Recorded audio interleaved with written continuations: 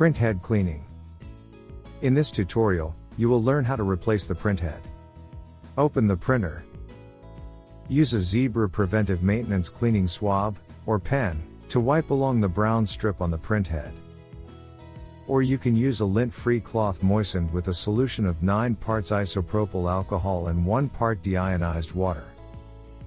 Do not use the printhead cleaning pen on the platen roller or other printer parts. Start at the center of the printhead and wipe the printhead towards each outside edge. Rub the printhead cleaning pen over the dark stripes several times until clean. Allow the solvent to evaporate. Close the printer. Clean the printhead whenever you replace the ribbon on a thermal transfer printer, or when you replace the labels on a direct thermal printer.